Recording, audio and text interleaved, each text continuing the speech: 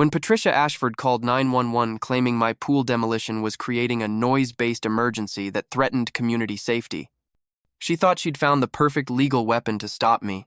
What she didn't know was that I'm an acoustic engineer who'd been secretly recording decibel levels in our neighborhood for 4 months.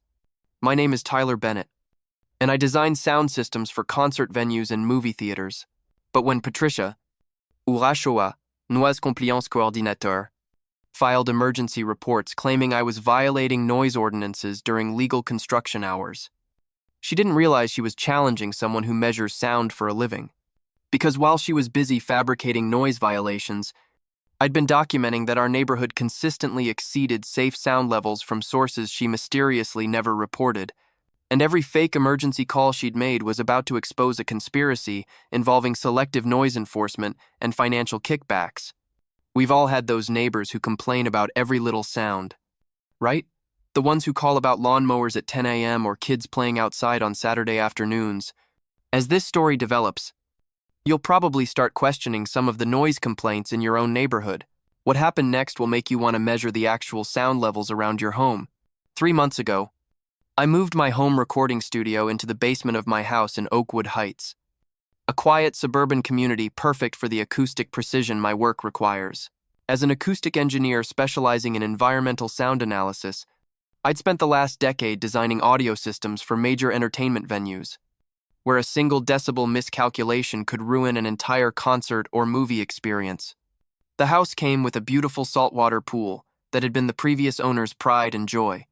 But the pool's circulation system was creating a persistent 47 decibel hum that interfered with my studio monitoring capabilities. For most people, this would have been barely noticeable background noise. For someone who calibrates sound systems that need to reproduce frequencies from 20 Hz to 20 kHz with perfect accuracy, it was like trying to work next to a diesel generator. My decision to remove the pool wasn't emotional, it was technical. The filtration system's motor housing created low-frequency vibrations that transmitted through the ground and into my studio foundation. Even with professional acoustic isolation, the interference was compromising my ability to deliver the precision audio work my clients expected. I pulled the proper demolition permits from the city, hired a licensed contractor who specialized in pool removal, and scheduled the work to begin during standard construction hours. Having designed acoustic systems for construction sites, I knew exactly how to minimize noise impact while staying well within legal decibel limits. That's when I encountered Patricia Ashford. She appeared at my property line on the first day of demolition, carrying what looked like professional sound monitoring equipment and a clipboard thick with official-looking documentation. Patricia was the type of authority figure who commanded attention through competence rather than volume, speaking with the measured precision of someone accustomed to technical discussions. "Mr. Bennett, I'm Patricia Ashford, HOA Noise Compliance Coordinateur," she announced, positioning her equipment to face my work area. "I've received reports about excessive construction noise that may violate community ordinances." Patricia had the bearing of someone with extensive technical background, referencing EPA standards and environmental compliance procedures with the fluency of a former industry professional. What struck me as odd was how she always had precise decibel readings that seemed suspiciously accurate for handheld consumer equipment. "I understand you're concerned about noise levels," I replied, "but I'm an acoustic engineer, and I can assure you we're operating well within legal construction limits." She consulted her monitoring device and frowned. "My readings show you're currently at 78 decibels, which exceeds the 65 decibel limit for residential construction." I looked at her equipment, then at my own professional-grade sound level meter that showed 52 decibels. Either one of our devices was catastrophically miscalibrated, or something wasn't adding up. "Patricia, what model sound meter are you using? I'd like to cross-reference our readings." Her confident expression faltered slightly. "This is a certified environmental monitoring device calibrated according to EPA standards. I don't think consumer equipment can provide the precision needed for official measurements." But I wasn't using consumer equipment. My acoustic monitoring tools were the same professional-grade devices I used to calibrate sound systems for major entertainment venues. The discrepancy between our readings wasn't just significant. It was physically impossible given the actual noise levels I was measuring. Over the next week, Patricia appeared every morning with increasingly serious noise complaints. She documented violations for activities that ranged from normal construction noise to what she called cumulative acoustic impact that threatened community health. Each complaint came with precise decibel measurements that contradicted every principle of acoustic engineering I'd learned in 15 years of professional practice. The breaking point came on Thursday morning when my contractor was using a handheld jackhammer to break up the pool's concrete decking. The work was scheduled for 10 a.m., well within permitted construction hours, and my monitoring showed noise levels peaking at 73 decibels at the property line, loud enough to notice, but significantly below the 85 decibel threshold for hearing damage or legal violation. That's when Patricia made the call that changed everything. I was reviewing acoustic measurements in my studio when I heard sirens approaching our neighborhood. Through my window, I watched emergency vehicles racing down our quiet suburban street, their flashing lights reflecting off houses where children were playing in front yards and elderly residents were tending their gardens. Sergeant Michelle Torres was the first responder to exit her patrol car, followed by Officer Carlos Rivera and two paramedics who looked prepared for an industrial accident. The emergency response suggested someone had reported immediate danger to public safety, not a routine noise complaint. Mr. Bennett? Sergeant Torres approached with the professional concern of an officer responding to a potential crisis. We received a 911 call reporting a noise-based emergency that threatens community health. The caller claimed dangerous sound levels were creating immediate risks for residents. I stared at her, certain there had been some miscommunication. Officer, I'm conducting legal pool demolition during permitted hours. I'm also a licensed acoustic engineer, and I can provide real-time decibel measurements showing we're well within legal construction limits.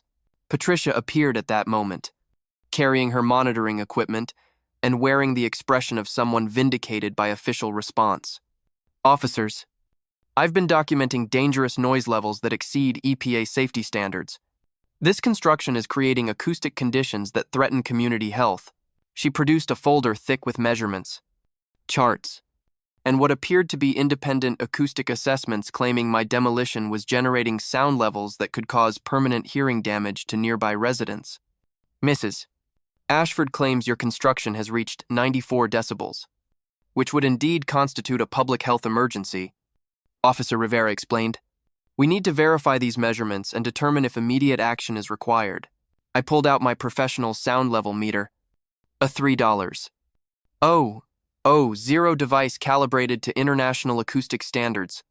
Officers, my equipment shows current noise, levels at 50 et 2 decibels, which is quieter than normal conversation. Either Mrs. Ashford's equipment is severely miscalibrated, or there's been some kind of measurement error. Patricia stepped forward with obvious irritation. Officer, I'm a certified environmental inspector with years of experience in acoustic compliance. My measurements are conducted according to EPA standards using calibrated professional equipment. Patricia, since you have such precise measurements, I'm sure you won't mind if I verify them with calibrated professional equipment, I suggested. Her confident demeanor shifted noticeably. My measurements are documented and verified. I don't think consumer-grade equipment can provide the accuracy needed for official environmental assessment, but I wasn't using consumer-grade equipment. And Patricia's refusal to allow measurement verification raised professional red flags that my acoustic training had taught me to recognize. That evening, I did what any acoustic engineer would do when encountering impossible sound measurements. I began a comprehensive technical investigation. Using professional monitoring equipment, I conducted a 72-hour acoustic survey of our entire neighborhood, measuring ambient sound levels, traffic noise, construction activities, and every source of environmental audio. What I discovered challenged everything Patricia had claimed about our community's acoustic environment.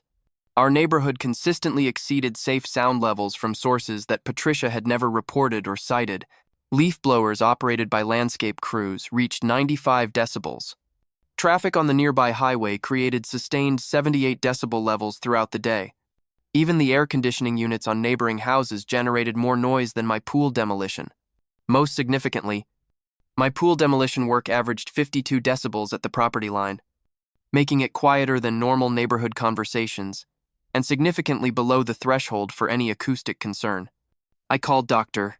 Amanda Foster, an environmental acoustic specialist I'd worked with on several concert venue projects. Amanda had spent 20 years researching environmental sound impact and had testified in federal court cases involving acoustic pollution. Tyler, the measurements you're describing suggest either completely faulty equipment or deliberate fraud, Amanda said after reviewing my data. Those decibel readings are physically impossible given the equipment and construction methods you've described. Amanda, I'm dealing with someone who claims to be a certified environmental inspector. Could there be specialized standards I'm not familiar with? Tyler, acoustic physics doesn't change based on who's doing the measuring. If Patricia's equipment is showing readings that differ from calibrated professional devices, something is fundamentally wrong with her methodology. Amanda's confirmation crystallized what my professional instincts had been telling me. Patricia's acoustic measurements weren't just inaccurate, they defied basic principles of sound science. Over the next 3 days, I discreetly surveyed neighbors about their experiences with noise citations and Patricia's enforcement activities. What I discovered was a pattern of acoustic harassment that extended far beyond my pool demolition. Mrs. Thompson, an elderly widow who lived 2 streets over, showed me citations she'd received for excessive garden equipment noise when using a hand pruner to trim her roses. Mr. Bennett, Patricia measured my pruning shears at 82 decibels and fined me $200. I don't understand how scissors can be that loud. The Martinez family had received violations for amplified recreational noise during their 8-year-old daughter's birthday party. She claimed our party games reached 89 decibels and threatened the community's acoustic environment. Maria Martinez explained, "We were playing pin the tail on the donkey in our backyard. 19 families had received similar citations for activities that ranged from children playing to normal household maintenance. All had been cited based on Patricia's measurements, and all had been offered expensive noise mitigation services from her consulting company. That's when the financial motive became clear. Patricia wasn't just enforcing noise ordinances, she was creating violations to generate revenue for Ashford Acoustic Solutions, her private consulting firm that charged $3. $0 to $8. $0 for residential noise mitigation services. I called Kevin Walsh, an audio forensics investigator who'd worked with law enforcement on cases involving acoustic evidence tampering. Kevin had 15 years of experience identifying fraudulent sound measurements and had testified in federal court cases involving environmental compliance fraud. Tyler, and what you're describing sounds like systematic acoustic fraud, Kevin said after reviewing my documentation. I've been tracking noise compliance fraud across multiple municipalities, and the pattern you've identified matches schemes we've investigated in other states. Kevin, how sophisticated would someone need to be to falsify acoustic measurements this systematically? Not as sophisticated as you'd think. Consumer-grade sound meters can be modified to provide false readings, and most people don't have the technical knowledge to challenge acoustic measurements. It's the perfect crime for someone with basic electronics knowledge and no professional ethics. Kevin's words triggered a realization that made my stomach drop. If Patricia was deliberately falsifying acoustic measurements, my pool demolition had accidentally exposed a fraud scheme that was financially exploiting families throughout our community. The next morning, I made a decision that would expose everything. Instead of continuing to defend my legal construction project, I would use my acoustic engineering expertise to prove that Patricia's measurements were scientifically impossible. I began by examining Patricia's monitoring equipment during her next site visit. What I observed challenged every principle of acoustic measurement I'd learned in my professional career. Her device, which she claimed was calibrated to EPA standards, showed readings that fluctuated wildly without corresponding changes in actual sound levels. When my construction crew took a break for lunch, her meter continued showing construction noise readings of 76 decibels from equipment that wasn't operating. But the smoking gun was in the equipment specifications. Using telephoto photography, I documented the model numbers and serial information on Patricia's sound monitoring devices. Cross-referencing this data with manufacturer specifications revealed that her equipment had been modified in ways that would make accurate measurement impossible. The devices had been tampered with to read consistently 20 to the 25th of December IBLs higher than actual sound levels, creating the appearance of dangerous noise levels from normal neighborhood activities. As I prepared my evidence for what would become the most important acoustic investigation of my career, I realized that Patricia's decision to call 911 about my pool demolition had been the biggest mistake of her enforcement career. because every fraudulent measurement she'd documented was about to be exposed by someone who actually understood the science she'd been faking. The acoustic fraud that had been terrorizing families in our community was about to meet the precision of professional sound engineering and science. Unlike Patricia's fabricated measurements, doesn't Lee? The next morning, I implemented the most comprehensive acoustic investigation our neighborhood had ever seen. Using professional monitoring equipment worth more than most people's cars, I began documenting every sound source within a half-mile radius of our community. What I discovered over the next 48 hours would shatter Patricia's carefully constructed fraud scheme. My acoustic analysis revealed that Patricia's measurements violated fundamental laws of physics. Her claims that my handheld jackhammer generated 94 decibels at 50 feet contradicted every acoustic engineering principle I'd learned. The actual measurement, using calibrated professional equipment, showed 68 decibels at the same distance. But the real smoking gun was in the equipment forensics. Working with Kevin Walsh, I conducted detailed analysis of Patricia's sound monitoring devices using techniques we'd developed for legal cases involving audio evidence tampering. What we found was systematic electronic fraud designed to generate false readings. Tyler, these modifications are sophisticated but sloppy, Kevin explained as he examined the internal circuitry of one of Patricia's devices. Someone with basic electronics knowledge has altered the analog to digital converter to amplify input signals by approximately 400%. The tampering meant Patricia's equipment would consistently read 20 to the 25th of December IBLs higher than actual sound levels, transforming normal neighborhood activities into apparent violations. A conversation between neighbors would register as dangerous industrial noise. Children playing would appear to generate sound levels equivalent to construction equipment. Kevin, how long would modifications like this take to implement? Maybe 2 hours with the right components. But Tyler, this isn't amateur work. Whoever did this understood exactly how to manipulate acoustic measurement without leaving obvious external traces. I spent that evening documenting Patricia's fraud scheme with the precision I normally applied to concert hall acoustic design. Her pattern was methodical. Identify normal activities, measure them with tampered equipment to generate false violations, then offer expensive mitigation services through her consulting company. The financial scope was staggering. Over 18 months, Patricia had collected 127,000 from families who'd paid for unnecessary noise mitigation services to resolve violations that had never actually existed. Friday morning, I called an emergency community meeting to present my acoustic analysis. Word spread quickly, and by 7 p.m., nearly 150 residents had filled the community center. The atmosphere was electric as families entered carrying folders of noise citations and expensive mitigation invoices. Patricia arrived 20 minutes late, flanked by 2 attorneys representing Ashford Acoustic Solutions. Ladies and gentlemen, I began, connecting my laptop to the community center's projection system. I'm Tyler Bennett, and as a professional acoustic engineer, I need to share some disturbing discoveries about noise enforcement in our community. I projected my 48-hour acoustic analysis onto the screen, showing real-time sound measurements from monitoring stations positioned throughout the neighborhood. The data contradicted everything Patricia had claimed about our community's acoustic environment. What you're seeing is comprehensive acoustic monitoring using professional equipment calibrated to international standards. These measurements show that our neighborhood consistently operates within safe sound levels, with occasional peaks during normal activities like lawn maintenance and construction work.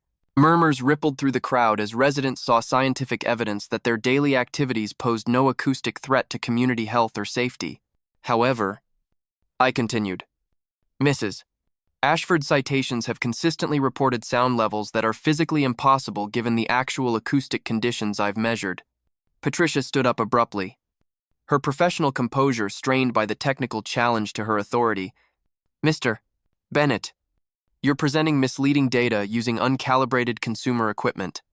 My measurements are conducted according to EPA environmental standards using certified monitoring devices. Actually, Patricia, let's examine the equipment specifications. I projected detailed technical data showing the acoustic capabilities of both our monitoring systems. My equipment is the same professional-grade instrumentation used to calibrate sound systems for major entertainment venues. Your devices, according to manufacturer specifications, have been modified in ways that make accurate measurement impossible. The room fell silent as I displayed photographs of Patricia's tampered equipment, alongside technical documentation proving the modifications. The evidence was incontrovertible. Her acoustic measurements were the result of deliberate electronic fraud. Furthermore, I continued, cross-referencing citation patterns with demographic data reveals that Mrs. Ashford's enforcement has systematically targeted families with children, elderly residents, and households with limited financial resources. Kevin Walsh stood up from the back of the room. Ladies and gentlemen, I'm Kevin Walsh, audio forensics investigator. I've examined Mrs. Ashford's equipment using techniques developed for federal court cases. The modifications we've documented constitute systematic fraud designed to generate false acoustic violations. Patricia's attorneys attempted damage control. These accusations represent coordinated harassment designed to undermine legitimate environmental protection efforts. Mrs. Ashford's work has protected this community from dangerous noise pollution. Protected the community by fabricating violations that don't exist? I responded. By charging families thousands of dollars for mitigation services they don't need? Maria Martinez raised her hand from the middle of the room. Tyler, I paid $4. $500 for soundproofing my daughter's bedroom because Patricia said her playing violated noise ordinances. Are you saying that money was stolen? Maria, if your daughter's normal play activities were measured using tampered equipment to create false violations, then yes, you were financially exploited through acoustic fraud. Mrs. Thompson spoke up next. I stopped gardening because Patricia said my tools were too loud. I love working in my garden, but I couldn't afford the fines. Mrs. Thompson, hand pruning shears cannot generate the 82 decibels, Patricia claimed. Her equipment was programmed to produce impossible readings. Family after family shared their experiences. Children forbidden from playing outside. Elderly residents afraid to use basic household equipment. Young parents forced to choose between normal family activities and expensive noise violations. This is exactly the kind of coordinated attack that destroys community trust. Patricia's lead attorney protested. Mrs. Ashford has dedicated her career to environmental protection. That's when the community center doors opened and Agent Rebecca Stone from the State Environmental Protection Agency entered, followed by 3 investigators carrying what I recognized as professional acoustic monitoring equipment. Ladies and gentlemen, I'm Agent Stone, State Environmental Protection Division. We're here to investigate reports of systematic environmental compliance fraud involving acoustic measurement tampering. The silence that followed was profound. Patricia's face went pale as she realized state investigators had arrived with the technical expertise to validate my findings. Agent Stone addressed the crowd with scientific authority, based on preliminary evidence provided by Mr. Bennett and Mr. 52 blank. Walsh, we have reasonable cause to investigate systematic fraud in environmental noise monitoring.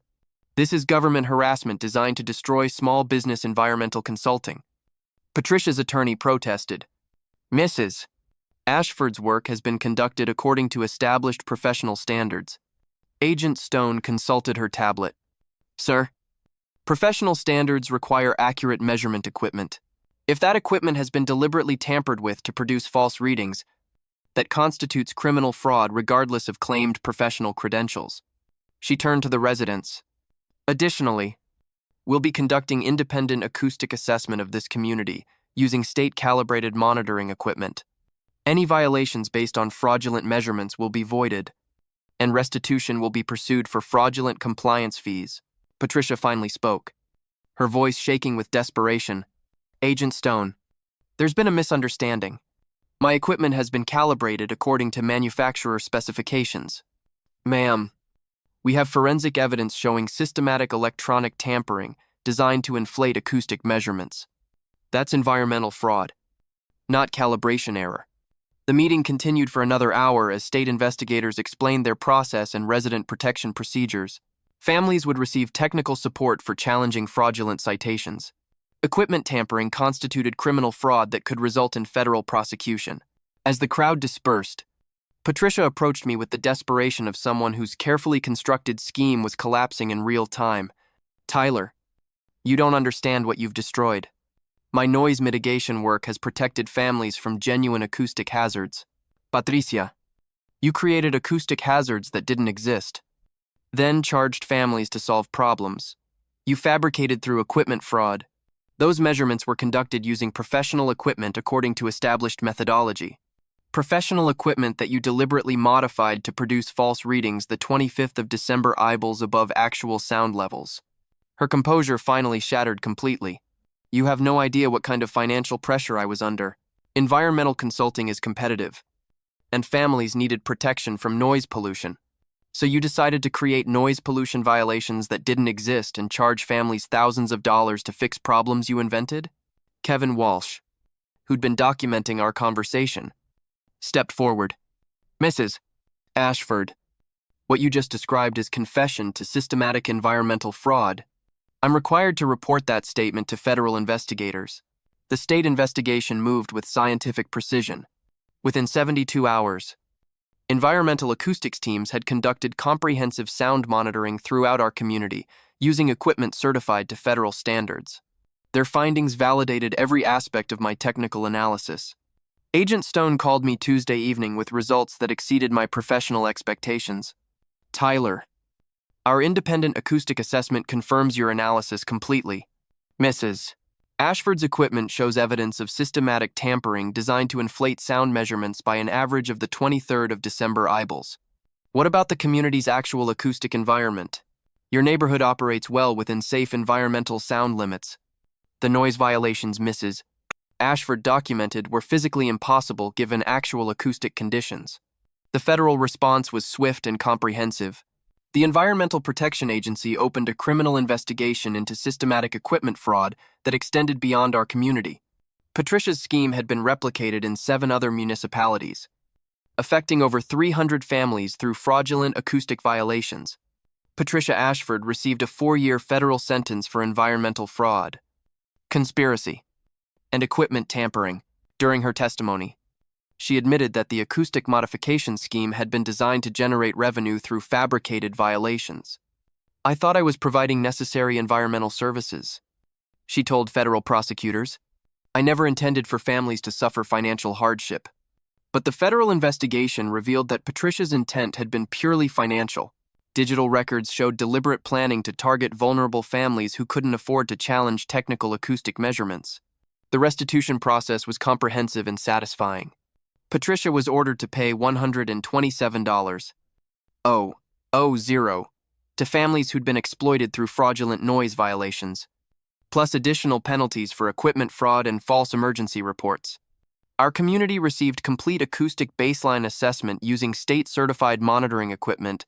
Real noise mitigation was implemented where actually needed, while fraudulent citations were voided and families received full restitution for unnecessary services. 6 months later, I was standing in my backyard where my pool used to be, reviewing acoustic monitoring data for the environmental sound consulting firm I'd established to help communities detect measurement fraud.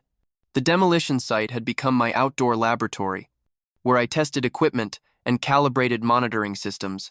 My pool removal, which had started as a simple noise reduction project, had exposed systematic environmental fraud that threatened acoustic integrity in communities across multiple states. The federal prosecution had created legal precedent protecting families from technical deception disguised as environmental compliance. Tyler, Agent Stone said as she reviewed my latest fraud detection protocols, your acoustic analysis methods are being implemented in environmental protection training programs nationwide. The professional recognition was meaningful, but the community impact was more significant. Families who'd been terrorized by fraudulent noise violations were now protected by federal oversight and scientific validation. The technical intimidation that had driven residents to financial desperation was replaced by actual acoustic science. Dr. Amanda Foster visited during the first anniversary of the investigation. Tyler, what you accomplished here extends beyond individual community protection. You've created a scientific framework that protects environmental integrity for millions of families.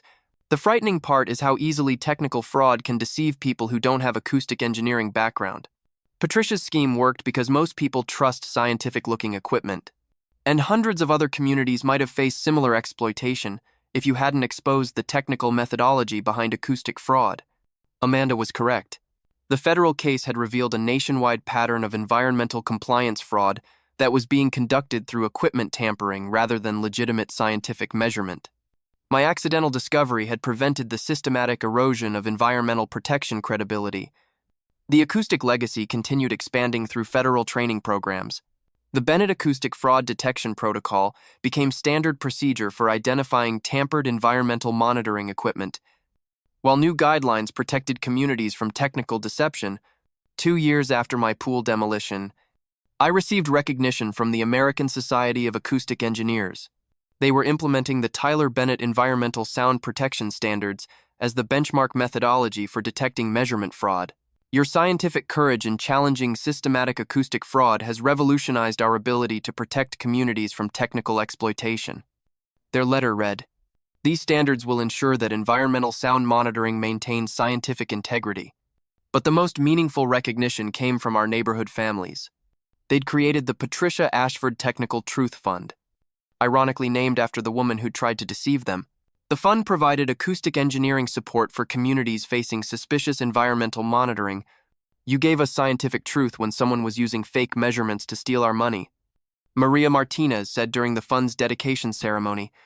"Now we want to help other families before they're exploited by technical fraud." Standing in my backyard, watching real acoustic monitoring equipment maintain environmental oversight with scientific precision, I realized that sometimes the most important discoveries happen when you refuse to accept impossible measurements. Patricia Ashford had tried to build violations against me using fraudulent acoustic data to cover up her equipment tampering. Instead, she'd challenged someone who understood the science she'd been faking. And scientific truth had exposed her technical deception. Sometimes when someone claims to measure the truth, they're actually measuring their own lies. And sometimes it takes a professional who really knows sound to hear through the noise and find the silence where honesty lives. The environmental monitoring station continued recording accurate acoustic data, ensuring that scientific integrity remained stronger than technical fraud. Because acoustic engineering doesn't lie, and neither do environmental measurements when conducted with properly calibrated equipment.